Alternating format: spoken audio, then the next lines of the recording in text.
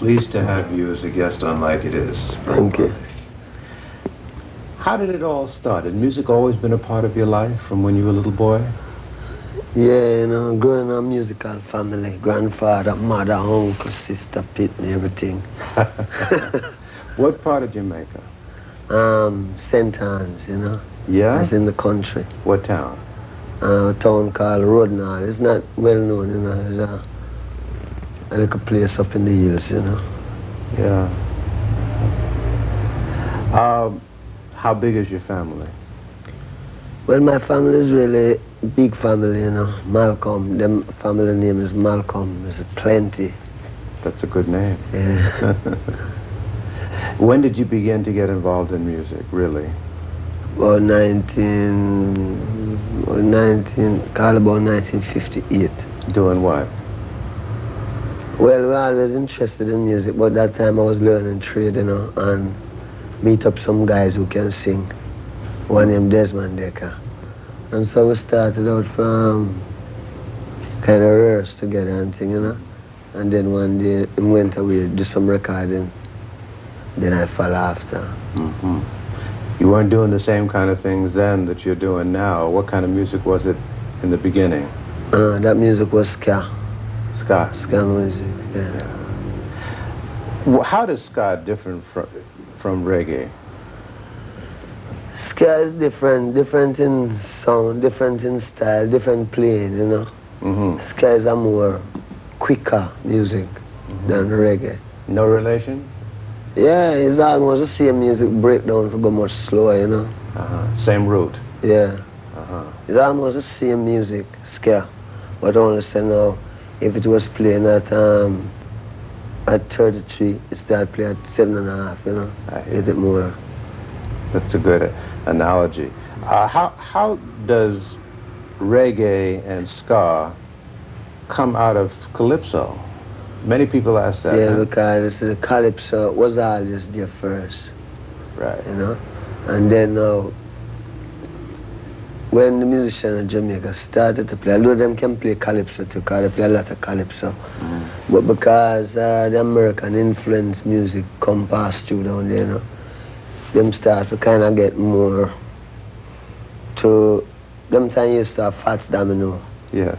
And plenty of them type of people. So after a while now, the music start drift from the reggae to, it used to be a music almost like a half blues. They used to play before the ska start, Even people like Joe Hicks, cha-na-na, cha-na-na-na-na, cha-na-na, cha-na-na-na, that music. Right. Used to play that plenty. Uh-huh. So from there now it developed to people start ching, ching, ching, ching, ching for ska, And then for rocksteady it's like jing, jing, jing. For reggae now it's check, check, check, So you have three different feels. But the three of them can put together again and make one thing still. Now, Calypso music, most of it dealt with family and folk stories and love and beautiful island in the sun, things like that. How did it move into what we're getting in the music now, where we have message? Because during that time of this Calypso and thing, people never wasn't so conscious about Africa and where them roots come from. Since the reggae come now, people get, not from a point of music, because music is always conscious. But since the reggae come now, the reggae start talk about Africa, blackness, in a militant way. So that is how that is how the lyrics differ from the O Island in the Sun. Well, who are some of your influences? Well, I think my biggest influence is Marcus Garvey, Haile Selassie. Sure. From what you heard coming up as a boy about Garvey, or what you've learned now that you're grown, or what? What we hear, what we read, and what we know now about him. Did you learn much about Garvey in school in Jamaica? No. Yes, them don't teach. It's the education that we don't get in school, you know. We don't get that type of education that when we grow up we can know who we is. We get a more education that we might know who Christopher Columbus is, how Marco Polo is, you know. But we never really know who Marcus Garvey is, who Haile Selassie is, how any black man is. Were you born as a Rasta? Or how did that evolve? Well, where I figure now I was born, you know, and when born and growing, there was a certain amount of consciousness in myself that, you know, it was always a lonely world, not finding people who might think like me, you know. Yeah. Not to say that I think so different, but because this consciousness about God and the people I come from is more Christian, you know. We always try to do, like, try to stand up on the right. But we used to find out now that one church quarreling against the next church, and I figure I never want any of that, you know. I never want really enter into the thing where this one I fight against that one and everybody talking about God still. So after going on and coming up, you know, the thing that was there get more stronger, come to Kingston, meet some more people, them people is Rasta. You talk to them and find out it's the same thing we have inside. It's the same thing. How old were you when this started to happen? This is about 17, 18, you know. I find out that the same thing where I deal with is the same thing where the Rasta man talk about. So that is how I could identify myself as a Rasta. By not changing, you know. Now what happened when you went back home and told your family what you had found? Oh, I never have a home to go back to. No? No. Where we from, everybody gone, you know. Everybody gone. Everybody living in America, some living in Kingston, everybody gone. So never really have a home, not that much, although we used to have a home before grandfather died, you know. But after grandfather died, everything gets crashed. So, you know, so you came to Kingston, and that's where it began to happen. Yeah. Where did you live in Kingston? What part? East. I call it East Kingston. Out near the east. Yeah. And then we go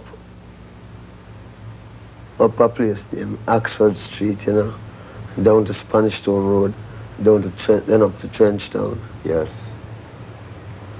So for a long time, things were kind of lean. Well, yes, things was kind of lean as can. It leaves to what is your expectation anyhow, do you know? To me, it was lean, but I could stand it because coming from a country where you learn to do things like you don't learn to depend on family and all of that, you know. You go out and you plant your own corn and you watch the corn grow. When corn grow, you pick your own corn, you know what I mean? Yes. All of them fruits on them tree, you can get them, you know? So... It's a little different, though, in town. Yeah. You know, you got to do different things to eat, eh? Well, when you're in cities, a whole different ball game, you know? Right. People have to go to work, catch the bus. You know, the country all day, you go for the donkey, and you ride the donkey to the farm, and you're cool, you know? Right. In the city, people hustle, catch the bus, go to work, get off of work, come back home, you know? So it was a different thing up there. I know a little bit about Jamaica, and I understand in Kingston, Trenchtown is a rough part of town. How did you survive? Well, while living in Trenchtown, you know, as a young man, surviving was easy. The only thing you'd have to really look out for was the police, you know. Because the police could just get you, frame you, you go to prison, and because you come from Trenchtown, you know, Trenchtown, from them say, where you from? It's a Trenchtown, you're gone, you know. You get shipped out. You know, a lot of people are confused about what a Rasta really is and have a very negative image of the Rasta. Tell us what a Rasta is. See, Christ promised that he will return within 2,000 years, you know, and him say when him come, he will be the King of Kings, the Lord of Lords, the conquering Lion of Judah, through the lineage of King Solomon and King David. Now, my life have great meaning to me. So I really search to find out if God is here. When I search, I looking at Ethiopia. I look all about, looking at Germany, you know, because I'm not prejudiced. Me look for God. Me looking at Ethiopia, I see one man stand up with these names. Emperor Haile Selassie, name King of Kings, Lord of Lords, conquering Lion of Judah, through the lineage of King Solomon and King David, written in the Bible. One of my things is that the Bible, them say that King James edit the Bible. Now, my understanding is that King James edit the Bible, I don't think he would edit it for the benefit of black people. So when the revelation turned out that Haile Selassie is the King of Kings and the Lord of Lords, coming straight through the lineage of King Solomon and King David, then, you know, we really know that this is the Christ return. Because we know in this world, yeah, when the white man edit it, he wouldn't edit it in our behalf. You know, he would have more edited to make it look like England going to be the big thing. But in the last days, they'll prove out that is Ethiopia, Haile Selassie, you know, and Haile Selassie's name is Rasta. So we are called Rastas, you know, called by his name. And then it's a lot of things. We go as far as saying, him say when him return and you call upon him, now this is God, him say when him return and you call upon him, your mother and your father will forsake you. Now, we know that if you call upon the Catholics, them embrace you. You call upon the Church of God, them embrace you. Any religion you call upon, you might get embraced. The only religion them push you off from is Rasta. But that just make the truth more real, because them say, when you call upon my name, your mother and your father will forsake you. And that is why today you hear Rasta get so much bad name. It's not because Rasta do anything bad, but it's because all the prophecy go with it. When if your mother and your father will forsake you, just imagine people who don't even know you. You know what I mean? Well, in most religions, you go to church on Sunday, and you may go to Bible class once or twice during the week, and that's it. Yeah. Is it pretty much basically the same in Rasta, or is it more involved? No, we say that the man is the church. The Bible is there. But what we find out now is that a lot of people read the Bible, but them don't understand the Bible, because the approach to the Bible is wrong. I mean, there's no way you can read a book. You just take up a book and just read it in the middle and figure you can find out what was happening from the beginning to the middle. The Bible is a whole book with a whole tradition in it. And from them read to Genesis to Revelation, the whole truth of the whole straight road with the overstanding is there. You know, so it's not to say, well then, we just go church and do like the other Christian. We know that the man is a church, you know. Because see, you just can't overthrow the truth. You know, we, our people, have our roots. When we search for it, we find it in a Rasta. Because we don't see, there's no other way, we don't see no other way. It's Rasta we find the roots in it, you know. How do you handle fame? I handle fame by not being famous. Come on, you know you're a famous man. No, I mean, you know, not to me. No? Not famous to me. Some people get drunk off of fame. See, I learned from we was coming in, from I just started music. You know, the people them want me. Them show me say, hey, this game is a game where if you don't mind sharp, you lose your consciousness. So the only way you can lose your consciousness is because if you figure say you're getting, some people say rare, your head might get swell. Right. And if your head swell, that's it. So you know, really don't keep my head in a bandage that it can't swell. True. How do you handle the women that come at you in droves? People have visions of women beating down the door to get at Bob Marley and grabbing clothes. Is it like that? No. No? No. Woman easy, you know. Is it difficult, though, to keep your balance and not, you know, get to feeling that you're more important than you really are when so many people are after you all the time for different things? No, you see, I don't think, I never really check myself, you know, I know I am benefit to the people, you know. That's the only consciousness I have on myself, that I can be beneficial to a people, you know. And I don't know anything else. I don't know that. What do you think it is that has made Bob Marley such a big name? I think, you know, maybe it's just what Bob Marley stand for. What is that? The truth.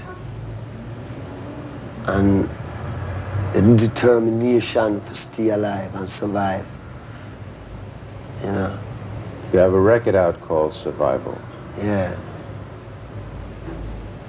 That was last year. Yeah. Did anything happen to you that caused you to write that? Well, 1976, I'm shoot off of me, right? Yes. And I figured that was survival, you know? Yeah. What happened when you were shot? You were in your home. Yeah. Was it in the morning or at night or what happened? Well, it was about, that's about 9 o'clock in the night. Yeah. What happened is that the night before, about 3 nights before that, I was living at a place called Bullby, you know? Mm. And I went home about 3 o'clock in the morning and get some sleep. And then I was in a lot of gunshot, you know? That was a dream. I was in a barrage, a gunshot, but when it all over, you know, it's like me never really get no shot. But me see my mother get shot. You know, the vision show my mother get shot in her head. And what happened is like the vision said, don't run. You know, it's like, you know, all of this gunshot, it's like something that the vision said, don't run, stand up. So when the gunshot started firing on Hope Road, the first thing come back to my mind was the vision. And all I could remember is that the vision said, don't run. And so me have to stand up, you know. And, you know, them fire until I was tired of fire, and then two is not really a lawful gun battle. Man start to run and it ease up, you know. And where were you hit? Eh? Where were you hit? Me? Yes, sir. Yeah. Went right through? Or just skin? No, I'm said Lidj inside there. Yeah? Yeah. You never saw the gunman? Well, at that time, no. But you know who did it? You ever know them? Were they caught? No, but I don't caught the police. Mm. It's just, you know, one of them things. You have a record company now? Yeah. Why? Oh, you know, a long time we always have a record company. What we have now is a recording studio. When we go into the studio to work, it was a lot of hassle. I mean, we're Rasta, you know. Some people don't want a Rasta in them studio. You know, if you stop all of this, you have to make one, because, you know what I mean, a man might say, no, you say, Haile Selassie, God. Well, you know what I mean, go and build your own studio. You know what I mean? So, all right, Haile Selassie is God, I'm going to go and build a studio, you know. So, you know what I mean, and that's where it go. Them things come through sabotage and through pressure. If everything was nice, maybe we wouldn't have to build a studio. But, you know, it's just a tricky place. It's not everyone really have that humanitarian feeling. Some people just deal with, them don't even know what I'm dealing with. Mm. What's ahead for Bob Marley, do you know? Do you have an agenda or a master plan? Well, I feel ahead for I and I is the unity of Africa. And then when the unity of Africa comes, then people will really understand, say, you know, there was something in this thing. There is something in it. Do you think of yourself more as an African than a Jamaican? Yeah, because one of the main things is that we're Rasta. From you accept Rasta, you become an Ethiopian, which is Africa. Next thing again, the history of Jamaica shows that the Arawak Indian was living there, and it belonged to the Arawak Indian.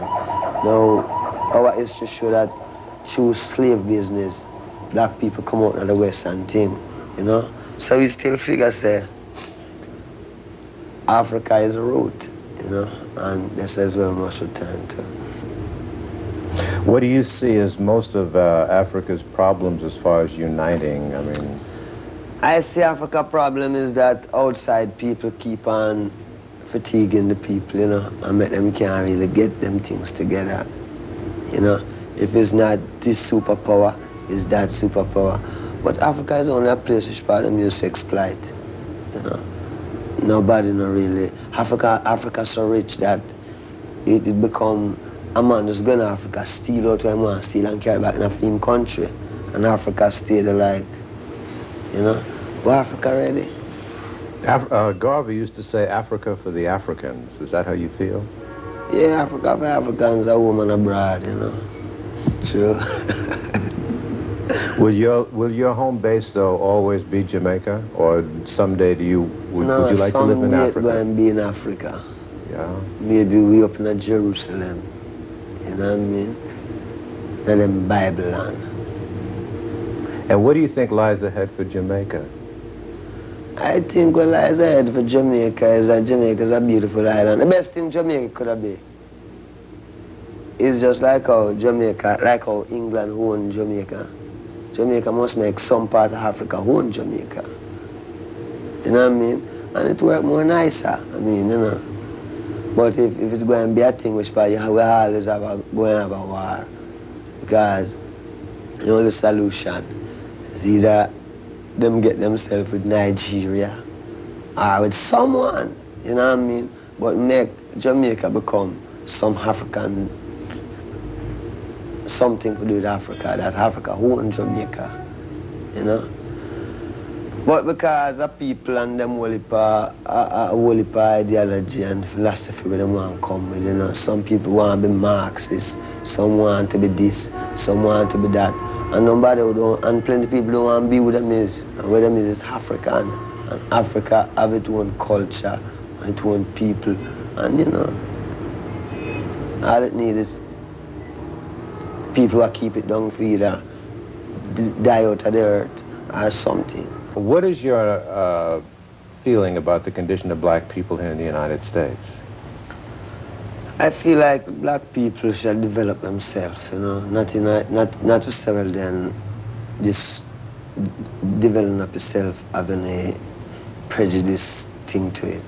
It's just that we are people with our own history and culture. We can educate ourselves. I mean, we are the first creators.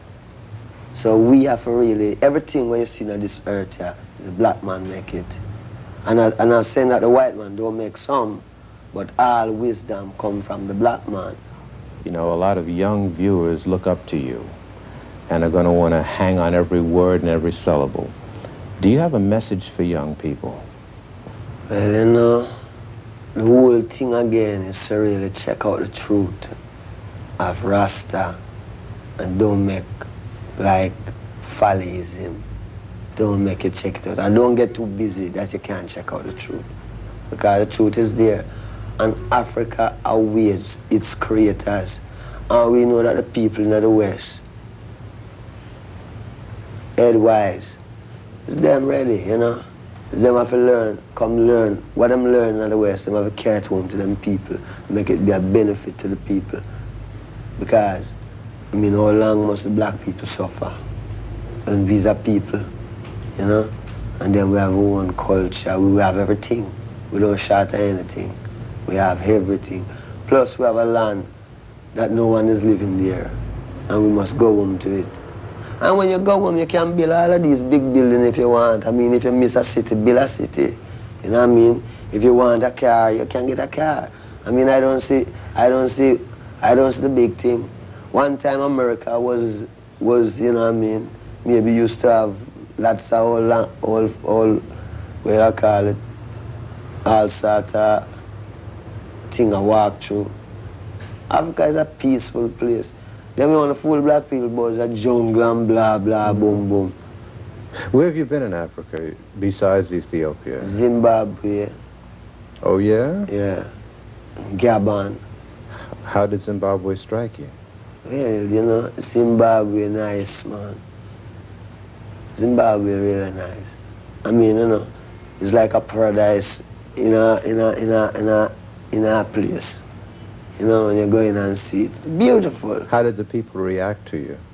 People's great. Yeah. People good. You know, them places when you go and you see how the people and how the land set up, you see people living. You see a man having a mouse on a nice piece. And then the whole thing about it, the climate, you can go out all the while. You know what I mean? The climate nice outside. Yeah.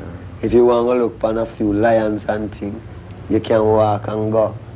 And if you want to see some things that man never make, but it look like somebody make it, that's all Zimbabwe too. Because I go in a place and I see some stone farm, where I know it's not the man make it, but the weight farm, you know, is higher than something. It's really been a pleasant and informative experience talking to you, Brother Marley.